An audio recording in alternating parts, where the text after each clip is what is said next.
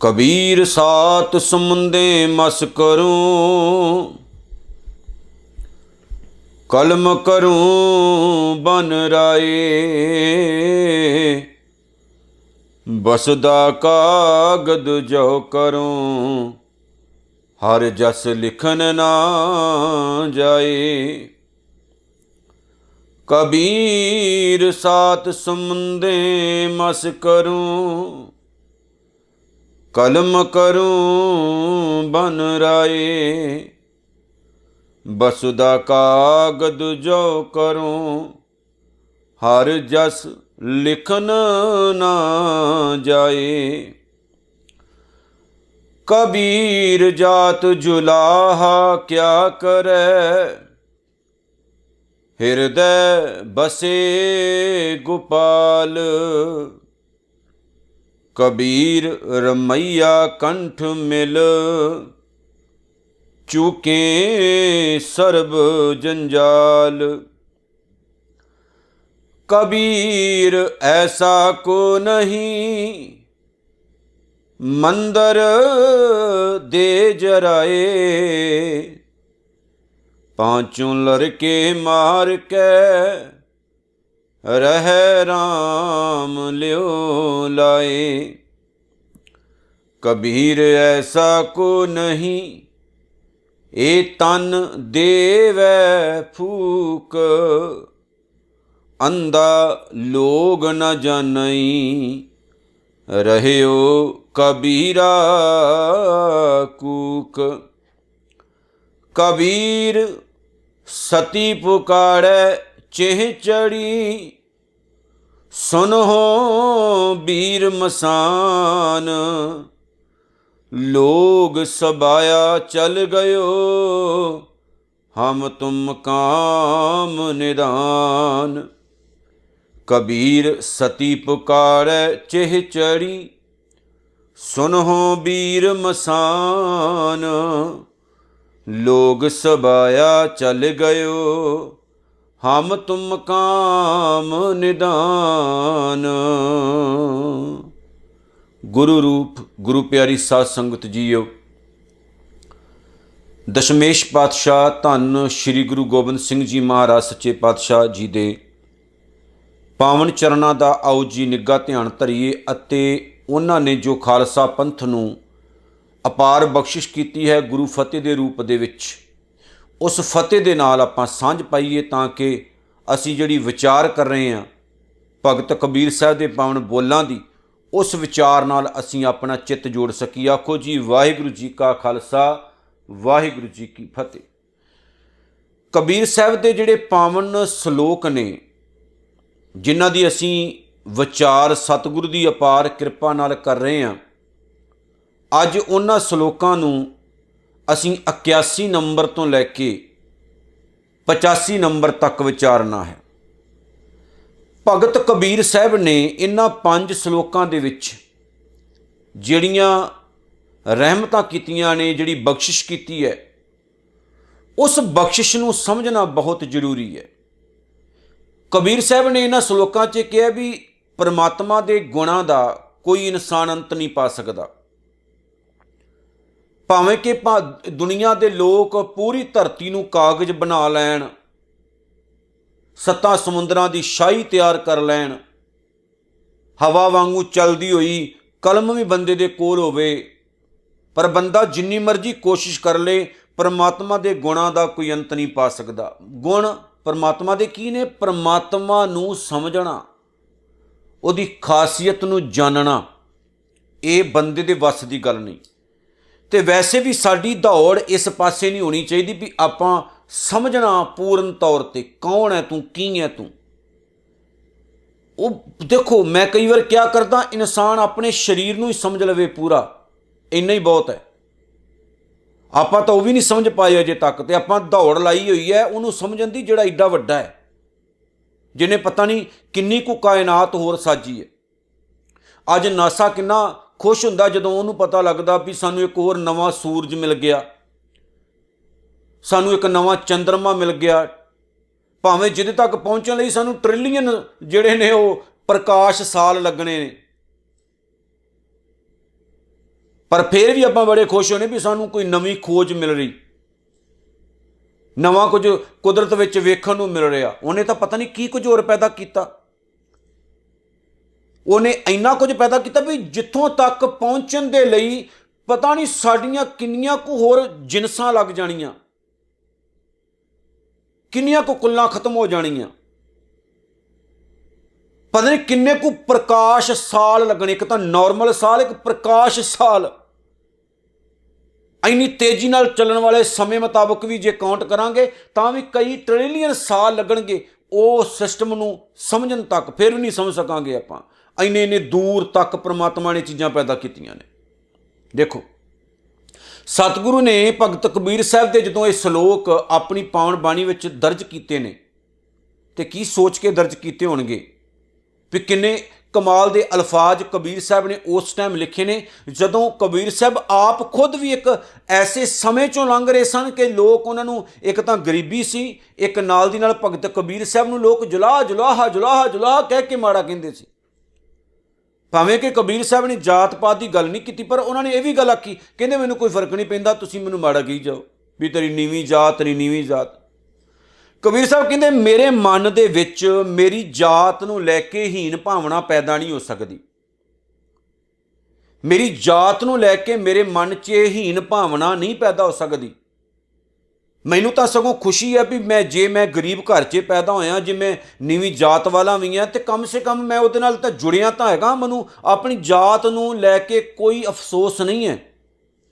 तुहानूं हंकार होवेगा, पर मैनूं तां परमात्मा की कृपा मिल गई, उसकी प्राप्ति हो गई, मैं तो उहदे नाल जुड़ गया, मैं तो अंदरों बाहरों उहदे नाल कनैक्ट हो गया। तो जो कुछ मेरे वाहिगुरू ने मैनूं देता उन्ना ही बहुत है। तो आपां जे अज हंकार विच आईए, मैं जट है, मैं जट है, मैं फलाना, मैं ढिंगड़ा, वो कमले किहड़े चक्करां च पए हुए हो। परमात्मा ने बंदा पैदा किया, जातां पातां दा चक्कर तां आपां पाया, खुद पाया। फिर कबीर साहब ने क्या कहते दूर ना जाओ, तुसी दुनिया नूं जितण दी बजाए तुसी अपने हंकार नूं मार लो। माया दे जिहड़े 5 पुत्त है, काम, क्रोध, लोभ, मोह, हंकार, इन्हां तो ही खलासी पा लो, इन्हां नूं समझ लो। रात दिन तुहाडे उत्ते ये हैवी हुंदे रहिंदे ने, कदे इन्हां नूं अपने कंट्रोल च करन दी कोशिश कीती? तुसी होर ही चक्करां च पए, होर ही लड़ाइयां च पए होए। जद कि बंदे ने कुदरत नूं मानना सी, कुदरत का आनंद नज़ारा लैना सी, उस पासे तो बंदा तुरिया ही नहीं। बंदा तुरिया माड़े पासे नूं, बंदा तुरिया होर लड़ाइयां नूं, झगड़ियां नूं, जिंदगी नूं तां समझ नहीं पाया। जिंदगी किन्ने आनंद का नाम है, किन्ने खुशी का नाम है, किन्ने प्यार का नाम है, उस चीज़ तो आप समझ नहीं पाए। आप समझे कि खुश करने लई, खुश करने वास्ते मैं फलाने नूं खुश करना, मैं ढिंगड़े नूं खुश करना। दुनिया भी कदे खुश हुई? कदे भी नहीं। खुश करके वेख लो, कदे भी नहीं हुई। और मैं अपने उत्ते भी इस चीज़ नूं अजमा के वेखिया, क्योंकि मेरे नाल भी भाणे वापर चुके ने इदां दे अपनी लाइफ दे विच। दूजियां नूं खुश करन दे लई मेरा नुकसान करता, मेरा भी आपां उन्हां बंदियां नूं खुश करना। अहे जी वो जे बंदे वो खुश ना होए तो साडा सिस्टम नहीं तुरना, चलना ही नहीं। तो उन्हां कुछ लोगों को खुश करन दे लई लो जी गंभीर का नुकसान कर देने, कोई नहीं ये जे 3 साल 4 साल बर्बाद होंदे ने, कोई गल नहीं। मेरे नाल होया भी इदां। की कर लोगे तुसीं उत्थे? बथेरा मैं कलपिया, बथेरा मैं मत्थे मारे, पर कौन सुनदा? सुनी उन्हां दी गई जिहड़े रात ने शराबां पीण वाले सन, झूठ बोलण वाले सन, ठगियां चोरियां करन वाले सन, साडी कौन सुनदा? पर एक गल याद रखियो, दुनिया कदे खुश नहीं हुंदी। जे अज वो 4 बंदे नूं खुश कर लोगे, कल नूं उही बंदे तुहाडे विरोध विच हो जाणगे, क्योंकि समा एक तरह का कदे नहीं रहिंदा। आपां मूर्खता विच आके किसी का नुकसान कर दिंदे आ भी मैं फलाणे नूं खुश करना, तेरे करके आ होया, तेरे करके आ होया। कबीर साहब दे नाल भी सब कुछ होया सी। कबीर साहब कहंदे कोई परवाह नहीं। कबीर साहब कहंदे दुनिया विच बहुत घट लोग ऐसे आ जिहड़े सुजाखे है, बहुते तां अन्ने तुरे फिरदे, उन्हां नूं कुछ नज़र नहीं आउंदा। अन्ना कौन हुंदा? जिहड़े अपने मोह माया दे चक्कर च पिया रहिंदा, वही अन्ना हुंदा। ऐसे अन्निਆਂ ਨੂੰ कुछ नहीं दिसदा, इसलिए अपने मोह ममता नूं ਉਹ कदे साड़ नहीं सकते। मोह ममता के चक्कर विच पए रहिंदे ने। ਤੇ ਜ਼ਿੰਦਗੀ ਨੂੰ ਉਹ ਕਦੇ ਵੀ ਨਹੀਂ ਸਮਝ ਪਾਉਂਦੇ, ਜ਼ਿੰਦਗੀ ਦਾ ਆਨੰਦ ਕਦੇ ਵੀ ਨਹੀਂ ਲੈ ਪਾਉਂਦੇ। ਤੇ ਮੈਂ ਕਈ ਵਾਰ ਕਿਆ ਕਰਦਾ, ਸਾਡੇ ਨਾਲੋਂ ਪਸ਼ੂ ਚੰਗੇ ਐ, ਪੰਛੀ ਚੰਗੇ ਆ, ਕਮ ਸੇ ਕਮ ਕੁਦਰਤ ਨੂੰ ਜਿਉਂਦੇ ਤਾਂ ਹੈਗੇ ਆ। ਅਸੀਂ ਤਾਂ ਪਤਾ ਨਹੀਂ ਹੋਰ ਹੀ ਕੁਝ ਸਿਸਟਮ ਬਣਾ ਕੇ ਆਪਣੀ ਜ਼ਿੰਦਗੀ ਦਾ ਬੈਠੇ ਹੋਏ। ਫਿਰ ਕਬੀਰ ਸਾਹਿਬ ਨੇ ਇਹ ਵੀ ਗੱਲ ਆਖੀ ਇਹਨਾਂ ਸਲੋਕਾਂ 'ਚ, ਕਹਿੰਦੇ ਨੇ, ਜਿੱਦਾਂ ਮੈਂ ਕੱਲ੍ਹ ਦੀ ਵੀਡੀਓ 'ਚ ਵੀ ਕਿਹਾ ਸੀ ਕਿ ਜਿਵੇਂ ਇੱਕ ਪਤੀ ਦੇ ਨਾਲ ਪਤਨੀ ਸੜ ਜਾਂਦੀ ਹੁੰਦੀ ਸੀ, ਸਤੀ ਹੋ ਜਾਂਦੀ ਸੀ। ਕਬੀਰ ਸਾਹਿਬ ਕਹਿੰਦੇ ਤੇਰੇ ਨਾਲੋਂ ਉਹ ਔਰਤ ਚੰਗੀ ਹੈ ਜਿਹੜੀ ਮੜੀ ਦੇ ਉੱਤੇ ਬਹਿ ਕੇ ਤੇ ਉਸ ਅੱਗ ਨੂੰ ਕਹਿ ਰਹੀ ਹੈ ਕਿ ਵੀਰਾ ਮੈਂ ਆਪਣੇ ਪਤੀ ਨਾਲ ਮਿਲਣਾ ਚਾਹੁੰਦੀ ਹਾਂ ਤੇ ਮੈਨੂੰ ਹੁਣ ਤੇਰਾ ਹੀ ਸਹਾਰਾ। ਅਸੀਂ ਤਾਂ ਕਦੇ ਨਹੀਂ ਕਿਹਾ ਵੀ ਸਤਿਗੁਰੂ ਸਾਨੂੰ ਤੇਰਾ ਹੀ ਸਹਾਰਾ, ਤੇਰਾ ਹੀ ਹੈ, ਤੇਰੇ ਤੋਂ ਬਗੈਰ ਸਾਡਾ ਹੋਰ ਕੋਈ ਵੀ ਨਹੀਂ। ਆਪਾਂ ਤਾਂ ਹੋਰ ਹੀ ਜਿਹੜੇ ਨੇ ਲੋਕ ਲੱਭਦੇ ਹਾਂ, ਸਹਾਰੇ ਲੋਕਾਂ ਦੇ ਲੱਭਦੇ ਹਾਂ। ਦੁਨੀਆ ਹਮੇਸ਼ਾ ਧੋਖਾ ਦਿੰਦੀ ਹੈ। ਇਸ ਚੀਜ਼ ਦਾ ਪਤਾ ਤੁਹਾਨੂੰ ਉਦੋਂ ਲੱਗੇਗਾ ਜਿਸ ਦਿਨ ਤੁਹਾਡੇ ਨਾਲ ਬੀਤੇਗੀ। ਬਹੁਤਾ ਲੋਕਾਂ ਤੇ ਵਿਸ਼ਵਾਸ ਨਾ ਕਰੋ। ਦੁਨੀਆ ਤੇ ਵਿਸ਼ਵਾਸ ਕਰਕੇ ਬੰਦਾ ਧੋਖਾ ਹੀ ਖਾਂਦਾ। ਜੇ ਗੁਰੂ ਨਾਨਕ ਤੇ ਵਿਸ਼ਵਾਸ ਕਰੋਗੇ ਜ਼ਿੰਦਗੀ ਦੇ ਵਿੱਚ ਕਦੇ ਧੋਖਾ ਨਹੀਂ ਮਿਲੇਗਾ। ਇਸ ਗੱਲ ਨੂੰ ਅਜ਼ਮਾ ਕੇ ਬੇਸ਼ੱਕ ਦੇਖ ਲਿਓ, ਕਦੇ ਧੋਖਾ ਨਹੀਂ ਮਿਲੇਗਾ ਤੁਹਾਨੂੰ। ਕਬੀਰ ਸਾਹਿਬ ਦਾ ਜਿਹੜਾ ਅੱਜ ਦਾ ਸਲੋਕ ਹੈ ਆਪਾਂ ਉਹਦੇ ਨਾਲ ਹੁਣ ਵਿਚਾਰ ਕਰਦੇ ਹਾਂ, ਕਿਉਂਕਿ ਇਸ ਲਈ ਮੈਂ ਪਹਿਲਾ ਵਿਚਾਰ ਤੁਹਾਨੂੰ ਦੇ ਦਿੰਦਾ ਉਹਨਾਂ 5 ਸਲੋਕਾਂ ਦੀ ਖੁੱਲ੍ਹੀ, ਤਾਂ ਕਿ ਤੁਹਾਨੂੰ ਸਮਝ ਲੱਗ ਜਾਏ ਅੱਜ ਦੇ ਸਲੋਕ ਕਹਿਣਾ ਕੀ ਚਾਹੁੰਦੇ। ਹੁਣ ਕਬੀਰ ਸਾਹਿਬ ਨੇ ਜੋ ਕਿਰਪਾ ਕੀਤੀ ਆ ਉਹ ਆਪਾਂ ਉਹਨਾਂ ਨੂੰ ਸ਼ਬਦਾਵਲੀ ਤੌਰ 'ਤੇ ਵੀ ਵਾਚਦੇ ਹਾਂ। 81 ਨੰਬਰ ਸਲੋਕ ਹੈ ਕਬੀਰ ਸਾਹਿਬ ਦਾ, ਜਿਹਦੀ ਅੱਜ ਆਪਾਂ ਵਿਚਾਰ ਕਰਨੀ ਹੈ। ਤੇ ਕਬੀਰ ਸਾਹਿਬ ਨੇ ਜਦੋਂ ਇਹਨਾਂ ਸਲੋਕਾਂ ਦੇ ਵਿੱਚ ਕਿਰਪਾ ਕੀਤੀ, ਬਖਸ਼ਿਸ਼ ਕੀਤੀ, ਤਾਂ ਕਬੀਰ ਸਾਹਿਬ ਨੇ ਕੀ ਕਿਹਾ? ਕਹਿੰਦੇ ਨੇ, ਕਬੀਰ ਸਾਤ ਸਮੁੰਦੇ ਮਸ ਕਰੂੰ, ਕਲਮ ਕਰੂੰ ਬਨ ਰਾਏ। ਇਹ ਵੀ ਮੈਂ ਦੱਸ ਦਵਾਂ ਕਿ ਅੱਜ ਦੀ ਜਿਹੜੀ ਸਾਡੀ ਵੀਡੀਓ ਹੈ ਇਹ 17 ਨੰਬਰ ਪਾਠ ਹੈ, ਜਿਹਦੀ ਆਪਾਂ ਅੱਜ ਵਿਚਾਰ ਕਰ ਰਹੇ। ਇਹ 17 ਨੰਬਰ ਪਾਠ ਹੈ ਕਬੀਰ ਸਾਹਿਬ ਦੇ ਸਲੋਕਾਂ ਦੀ ਵੀਡੀਓ ਦਾ। ਕਹਿੰਦੇ ਕਬੀਰ ਸਾਤ ਸਮੁੰਦੇ ਮਸ ਕਰੂੰ, ਕਹਿੰਦੇ ਜੇਕਰ ਆਪਣੇ ਤੇ ਟੁਕਾਇਆ, ਜੇਕਰ ਮੈਂ ਧਰਤੀ ਉੱਤੇ ਵਗਰੇ 7 ਸਮੁੰਦਰਾਂ ਨੂੰ ਸਿਆਹੀ ਬਣਾ ਲਵਾਂ, ਸਿਆਹੀ ਮਸ ਭਾਵ ਸਿਆਹੀ ਬਣਾ ਲਵਾਂ, ਜੇ 7 ਸਮੁੰਦਰਾਂ ਦੀ ਮੈਂ ਸਿਆਹੀ ਬਣਾ ਲਵਾਂ।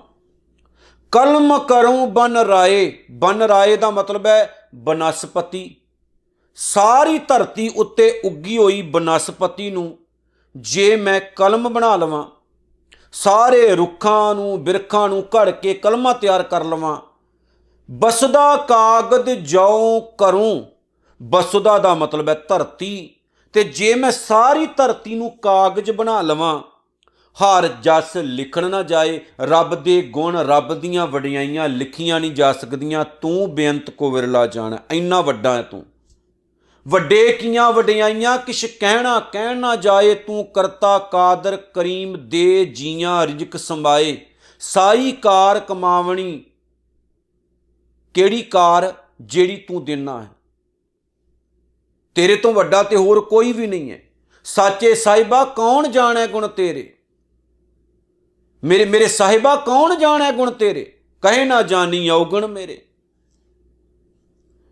ਮੇਰਾ ਉਹ ਸਾਹਿਬ ਬਹੁਤ ਵੱਡਾ ਹੈ।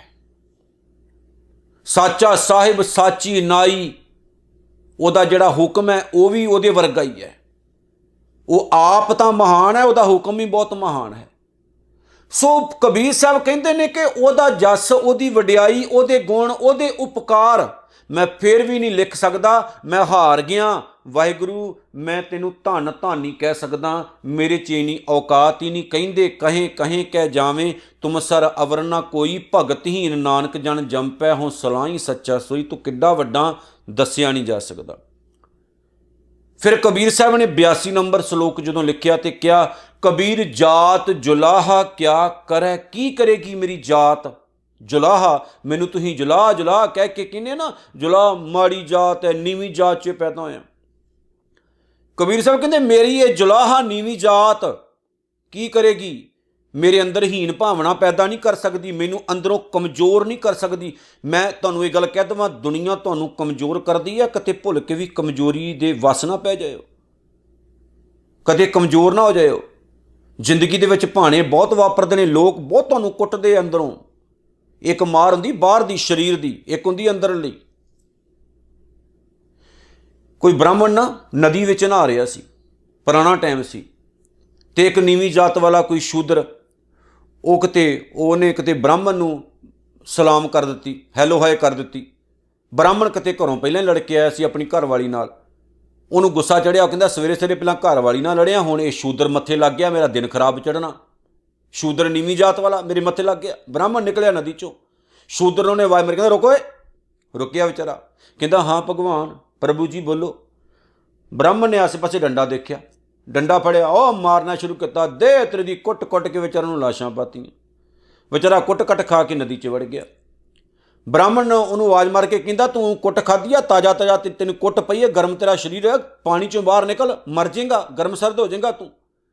ਸ਼ੂਦਰ ਜਿਹੜਾ ਸੀ ਵਿਚਾਰਾ ਕੁੱਟ ਖਾ ਕੇ, ਉਹਨੇ ਬੜੀ ਵਧੀਆ ਗੱਲ ਕਹਿਤੀ, ਕਹਿੰਦਾ ਬ੍ਰਾਹਮਣ ਜੀ ਗਰਮ ਸਰਦ ਮੈਂ ਨਹੀਂ ਹੋਣਾ, ਤੁਸੀਂ ਆਪਣਾ ਹਿਸਾਬ ਲਾ ਕੇ ਦੇਖੋ, ਰਾਤ ਦਿਨ ਰੱਬ ਦਾ ਨਾਮ ਲੈਂਦੇ ਹੋ, ਵੇਦ ਪੁਰਾਣਾ ਪੜ੍ਹਦੇ ਹੋ, ਤੁਹਾਡੇ ਅੰਦਰ ਗੋਡੇ ਗੋਡੇ ਕ੍ਰੋਧ ਦੀ ਅੱਗ ਬਲ ਰਹੀ ਹੈ, ਤੇ ਬਾਹਰ ਨਦੀ ਦੇ ਠੰਡੇ ਪਾਣੀ ਨਾਲ ਨਹਾ ਰਹੇ ਹੋ, ਤੁਸੀਂ ਨਹੀਂ ਅਜੇ ਤੱਕ ਗਰਮ ਸਰਦ ਹੋਏ ਤੇ ਮੈਂ ਹਜੂ, ਮੈਨੂੰ ਤਾਂ ਬਾਹਰ ਮਾਰ ਪਈ ਹੈ, ਤੁਹਾਨੂੰ ਤਾਂ ਅੰਦਰ ਮਾਰ ਪੈ ਰਹੀ ਹੈ। ਇੱਕ ਮਾਰ ਉਹ ਆ ਜਿਹੜੀ ਬਾਹਰੋਂ ਪੈਂਦੀ, ਇੱਕ ਮਾਰ ਉਹ ਆ ਜਿਹੜੀ ਅੰਦਰੋਂ ਪੈਂਦੀ। ਬਾਹਰੋਂ ਤਾਂ ਲੁਕਾ ਲੋਗੇ, ਜਿਹੜੀ ਅੰਦਰਲੀ ਮਾਰ ਪੈ ਰਹੀ ਉਹਦਾ ਕੀ ਕਰੋਗੇ? ਬਹੁਤ ਲੋਕ ਐਸੇ ਆ ਜਿਹੜੇ ਅੰਦਰੋਂ ਮਰੇ ਹੁੰਦੇ ਹੈ, ਅੰਦਰੋਂ ਹੀ ਖੱਪੇ ਹੁੰਦੇ ਹੈ, ਉਹ ਕੋਸ਼ਿਸ਼ ਇਹੀ ਕਰਦੇ ਆ ਤੁਹਾਨੂੰ ਵੀ ਦੁਖੀ ਕਰੀਏ, ਪਰ ਤੁਸੀਂ ਦੁਖੀ ਨਾ ਹੋਇਓ, ਤੁਸੀਂ ਤੰਗ ਨਾ ਹੋਇਓ। ਯਾਦ ਰੱਖਿਓ, ਅੱਜ ਦੀ ਮੇਰੀ ਕਥਾ ਨੋਟ ਕਰ ਲਿਓ, ਦੁਨੀਆ ਨੂੰ ਖੁਸ਼ ਕਰਨਾ ਛੱਡ ਦਿਓ। ਲੋਕ ਤੁਹਾਨੂੰ ਮਾਰਨ ਦੀ ਕੋਸ਼ਿਸ਼ ਕਰਦੇ ਆ, ਅੰਦਰੋਂ ਮਰਨ ਦੀ ਕੋਸ਼ਿਸ਼ ਨਾ ਕਰਿਓ, ਆਪਣੇ ਆਪ ਨੂੰ ਸਟਰੋਂਗ ਬਣਾ ਕੇ ਰੱਖਿਓ। ਜੇ ਮੈਂ ਪਹਿਲਾਂ ਹੀ ਕਿਹਾ ਤਾਂ ਸਹਾਰਾ ਗੁਰੂ ਨਾਨਕ ਦਾ ਲਿਓ, ਬੰਦਿਆਂ ਦਾ ਸਹਾਰਾ ਲੈਣ ਦੀ ਤੁਹਾਨੂੰ ਕੋਈ ਲੋੜ ਨਹੀਂ ਹੈਗੀ। ਕਬੀਰ ਸਾਹਿਬ ਨੇ ਕਿਹਾ, ਕਹਿੰਦੇ ਕੀ ਕਰੇਗੀ ਮੇਰੀ ਜਾਤ ਜੁਲਾਹਾ, ਮੇਰੇ ਹਿਰਦੇ 'ਚ ਗੋਪਾਲ ਵਸਦਾ, ਹਿਰਦੇ ਬਸੇ ਗੋਪਾਲ, ਦੁਨੀਆ ਨੂੰ ਪਾਲਣ ਵਾਲਾ ਮੇਰੇ ਹਿਰਦੇ 'ਚ ਵਸ ਰਿਹਾ, ਇਸ ਲਈ ਮੈਂ ਆਪਣੀ ਜਾਤ ਕਰਕੇ ਅੰਦਰੋਂ ਕੋਈ ਮਾਰ ਨਹੀਂ ਖਾਂਦਾ, ਨਾ ਮੇਰੇ ਅੰਦਰ ਕੋਈ ਹੀਨ ਭਾਵਨਾ। ਇਹ ਨਾਮ ਤੁਸੀਂ ਦਿੱਤਾ ਹੈ, ਮੇਰਾ ਵਾਹਿਗੁਰੂ ਤਾਂ ਮੈਨੂੰ ਕਬੀਰ ਕਹਿ ਕੇ ਬੁਲਾਉਂਦਾ। ਕਬੀਰ ਰਮਈਆ ਕੰਠ ਮੇਲ, ਕੰਠ ਗਲ। ਰਮਈਆ ਜਿਹੜਾ ਸਾਰੇ ਸੰਸਾਰ ਵਿੱਚ ਰਮਿਆ ਹੋਇਆ, ਉਹ ਤਾਂ ਮੈਨੂੰ ਗਲ ਨਾਲ ਮਿਲਦਾ ਹੈ, ਗਲ ਲਾ ਕੇ ਮੈਨੂੰ ਮਿਲਦਾ। ਮੈਂ ਤਾਂ ਉਹਨੂੰ ਹਮੇਸ਼ਾ ਆਪਣੇ ਜੀਵਨ ਵਿੱਚ ਵਸਾਇਆ ਹੋਇਆ, ਗਲੇ ਦਾ ਹਾਰ ਬਣਾਇਆ, ਜੱਫੀ ਪਾ ਕੇ ਉਹਨੂੰ ਮੈਂ ਰਾਤ ਨੂੰ ਰੱਖਦਾ। ਚੂਕੇ ਸਰਬ ਜੰਜਾਲ, ਮੇਰੇ ਤਾਂ ਮਾਇਆ ਦੇ ਸਾਰੇ ਜੰਜਾਲ ਮੁੱਕ ਗਏ ਹੈ, ਤੁਹਾਡੇ ਵੀ ਮੁੱਕ ਜਾਣਗੇ ਜੇ ਤੁਸੀਂ ਐਸਾ ਜੀਵਨ ਜੀਓਗੇ। ਇਸ ਲਈ ਮੈਨੂੰ ਤੁਸੀਂ ਮਾਰ ਨਹੀਂ ਸਕਦੇ। ਮਨ ਨਾ ਡਿੱਗਿਆ ਤਨ ਕਾਹੇ ਕੁ ਡੁਲਾਏ, ਚਰਨ ਕਮਲ ਚਿੱਤ ਰਹੇ ਹੋ ਸਮਾਏ। ਚਿੱਤ ਜੁੜ ਗਿਆ, ਕੀ ਕਰ ਲੋਗੇ ਤੁਸੀਂ? ਫਿਰ ਕਬੀਰ ਸਾਹਿਬ ਨੇ ਕਿਹਾ, ਕਬੀਰ ਐਸਾ ਕੋ ਨਹੀਂ ਮੰਦਰ ਦੇ ਜਰਾਏ। ਦੁਨੀਆ ਵਿੱਚ ਬਹੁਤ ਘੱਟ ਲੋਕ ਐਸੇ ਨੇ ਜਿਹੜੇ ਆਪਣਾ ਮੋਹ ਸਾੜਦੇ ਆ, ਆਪਣੀ ਈਗੋ ਸਾੜਦੇ, ਆਪਣਾ ਹੰਕਾਰ ਸਾੜਦੇ, ਆਪਣੀ ਆਪਣਤ ਸਾੜਦੇ ਆ। ਕਬੀਰ ਸਾਹਿਬ ਨੇ ਐਸਾ ਕੋਈ ਨਹੀਂ ਹੈ, ਭਾਵ ਕੋਈ ਵਿਰਲਾ ਹੀ ਹੈ ਜਿਹੜਾ ਇਨਸਾਨ ਮੰਦਰ ਭਾਵ ਸਰੀਰ ਦਾ ਮੋਹ, ਦੇਹ ਦਾ ਮੋਹ, ਦੇਹ ਅਧਿਆਸ ਕੋਈ ਛੱਡ ਦਵੇ, ਜਿਹੜਾ ਇਹਦੇ ਨਾਲ ਜੁੜਿਆ ਰਹਿੰਦਾ 24 ਘੰਟੇ, ਉਹ ਸੁਭਾਅ ਛੱਡ ਦਏ, ਜਿਹੜਾ ਸਰੀਰ ਤੋਂ ਅਗਾਂਹ ਹੋ ਕੇ ਕੁਝ ਸੋਚੇ, ਮੋਹ ਮਾਇਆ ਤੋਂ ਅਗਾਂਹ ਹੋ ਕੇ ਸੋਚੇ। ਬਹੁਤ ਘੱਟ ਲੋਕ ਹੈ ਜਿਹੜੇ ਇਸ ਮੋਹ ਨੂੰ ਸਾੜਦੇ ਹੈ। ਮੰਦਰ ਨੂੰ ਸਾੜਨਾ, ਸਰੀਰ ਦੇ ਮੋਹ ਨੂੰ ਸਾੜਨਾ। ਪਾਂਚੋਂ ਲੜਕੇ ਮਾਰ ਕੇ, ਪੰਜ ਲੜਕੇ ਕਿਹੜੇ? ਕਾਮ ਕ੍ਰੋਧ ਲੋਭ ਮੋਹ ਹੰਕਾਰ, ਇਹਨਾਂ ਦੇ ਅਸਰ ਨੂੰ ਖਤਮ ਕਰ ਦੇ। ਰਹਿ ਰਾਮ ਲਿਓ ਲਾਏ, ਤੇ ਰਾਮ ਨਾਲ ਪਰਮਾਤਮਾ ਨਾਲ ਲਿਵ ਲਾ ਕੇ ਰੱਖੇ। ਪਰ ਕੋਈ ਵਿਰਲਾ ਵਾਂਝਾ ਹੀ ਹੈ, ਬਹੁਤ ਤਾਂ ਇਹਨਾਂ ਚੱਕਰਾਂ ਦੇ ਵਿੱਚ ਹੀ ਰਾਤ ਦਿਨ ਘੁੰਮੀ ਜਾਂਦੇ ਹੈ, ਤੇ ਇੱਥੋਂ ਤੱਕ ਕਿ ਉਹਨਾਂ ਦੀ ਜ਼ਿੰਦਗੀ ਸੀਮਤ ਹੋ ਚੁੱਕੀ ਹੁੰਦੀ। ਕਬੀਰ ਐਸਾ ਕੋ ਨਹੀਂ ਇਹ ਤਨ ਦੇਵੇ ਫੂਕ, ਕੋਈ ਵਿਰਲਾ ਵਾਂਝਾ ਹੀ ਹੋਵੇਗਾ। ਕਬੀਰ ਸਾਹਿਬ ਕਹਿੰਦੇ ਕੋਈ ਵਿਰਲਾ ਵਾਂਝਾ ਹੀ ਹੋਣਾ ਜਿਹੜਾ ਇਹ ਸਰੀਰ ਨੂੰ ਫੂਕ ਦੇ, ਸਰੀਰ ਦੇ ਮੋਹ ਨੂੰ ਖਤਮ ਕਰ ਦੇ। ਅੰਧਾ ਲੋਗ ਨਾ ਜਾਣੀ ਰਹਿਓ ਕਬੀਰਾ ਕੂਕ, ਮੈਂ ਤਾਂ ਰਾਤ ਦਿਨ ਕੂਕ ਕੇ ਕਹਿ ਰਿਹਾ ਬਚ ਜੋ ਓਏ ਬਚ ਜੋ। ਅੰਨਿਆਂ ਨੂੰ ਫਿਰ ਵੀ ਸਮਝ ਨਹੀਂ ਲੱਗ ਰਹੀ, ਬਥੇਰਾ ਕੂਕ ਕੇ ਸਮਝਾ ਰਿਹਾ, ਅੰਨਿਆਂ ਦੇ ਕੁਛ ਪੱਲੇ ਨਹੀਂ ਗੱਲ ਪੈ ਰਹੀ।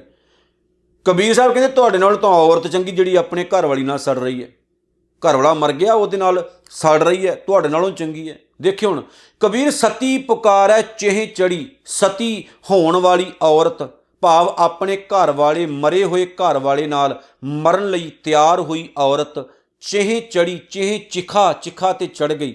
ਸੁਨੋ ਵੀਰ ਮਸਾਨ, ਤੇ ਚੜ ਕੇ ਚਿਖਾ ਤੇ ਐ ਬਿਲਕੁਲ ਨਿਸ਼ਚਿੰਤ ਹੋ ਕੇ ਕਹਿੰਦੀ ਹੈ, ਹੇ ਮਸਾਨ, ਭਾਵ ਉਸ ਚਿਖਾ ਨੂੰ ਕਹਿੰਦੀ ਹੈ, ਹੇ ਮਸਾਨ ਮੇਰੇ ਵੀਰ, ਮੈਨੂੰ ਹੁਣ ਤੇਰਾ ਹੀ ਸਹਾਰਾ।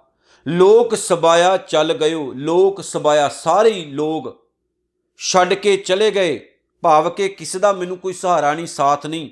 ਮੇਰਾ ਘਰ ਵਾਲਾ ਵੀ ਚਲਾ ਗਿਆ ਮੈਨੂੰ ਛੱਡ ਕੇ। ਮੈਨੂੰ ਜੇਕਰ ਉਹਦੇ ਨਾਲ ਕੋਈ ਮਿਲਾ ਸਕਦਾ, ਹਮ ਤੁਮ ਕਾਮ ਨਿਧਾਨ, ਮੈਨੂੰ ਤੇਰੇ ਨਾਲ ਹੀ ਹੁਣ ਕੰਮ ਪਿਆ, ਤੇਰੇ ਨਾਲ ਹੀ ਗਰਜ ਪਈ ਹੈ, ਮੈਨੂੰ ਤੂੰ ਹੀ ਮਿਲਾ ਸਕਦਾ। ਕਹਿੰਦੇ ਜੇ ਆਪਾਂ ਕਿਤੇ ਇਦਾਂ ਦਾ ਹੀ ਸੁਭਾਅ ਬਣਾ ਲਈਏ, ਕਹੀਏ ਕਿ ਸਾਨੂੰ ਦੁਨੀਆ ਦਾ ਕੋਈ ਸਹਾਰਾ ਨਹੀਂ, ਨਿਰੰਕਾਰ ਵਾਹਿਗੁਰੂ ਤੇਰਾ ਹੈ, ਗੁਰੂ ਨਾਨਕ ਤੇਰਾ ਹੀ ਹੈ, ਤੂੰ ਹੀ ਸਾਨੂੰ ਬਚਾ ਸਕਦਾ, ਤੇ ਵੇਖਿਓ ਜੀਵਨ ਕਿੰਨਾ ਉੱਚਾ ਹੁੰਦਾ, ਜੀਵਨ ਵਿੱਚ ਕਿੰਨੀ ਲਗਨ ਲੱਗਦੀ। ਪਰ ਇਹ ਕਹਿਣਾ ਬਹੁਤ ਔਖਾ। ਸੋ ਕਬੀਰ ਸਾਹਿਬ ਦੇ ਜਿਹੜੇ 5 ਸ਼ਲੋਕ ਹੈ, 81 ਨੰਬਰ ਤੋਂ ਲੈ ਕੇ 82 ਨੰਬਰ ਤੱਕ, ਜਿਨ੍ਹਾਂ ਦੀ ਵਿਚਾਰ ਆਪ ਜੀ ਨੇ ਸਰਵਣ ਕੀਤੀ ਹੈ, ਸੋ ਆਓ ਇਹਨਾਂ ਦੇ ਮੁਤਾਬਕ ਜੀਵਨ ਵੀ ਜੀਏ। ਸੋ 17 ਨੰਬਰ ਪਾਠ ਅੱਜ ਸਮਾਪਤ ਹੋਇਆ। ਸਤਿਗੁਰੂ ਅੱਗੇ ਅਰਦਾਸ ਕਰਿਓ ਕਿ ਮਹਾਰਾਜ ਆਉਣ ਵਾਲੇ ਸਮੇਂ ਵਿੱਚ ਵੀ ਇਸੇ ਤਰ੍ਹਾਂ ਆਪਣੀ ਚਰਨੀ ਜੋੜੀ ਰੱਖਣ, ਤੇ ਜੋ ਇਹ ਵਿਚਾਰ ਆਪਾਂ ਆਰੰਭ ਕੀਤੀ ਹੈ ਨੇਪੜੇ ਚੜੇ। ਨਾਨਕ ਨਾਮ ਚੜ੍ਹਦੀ ਕਲਾ, ਤੇਰੇ ਭਾਣੇ ਸਰਬੱਤ ਦਾ ਭਲਾ। ਵਾਹਿਗੁਰੂ ਜੀ ਕਾ ਖਾਲਸਾ, ਵਾਹਿਗੁਰੂ ਜੀ ਕੀ ਫਤਿਹ।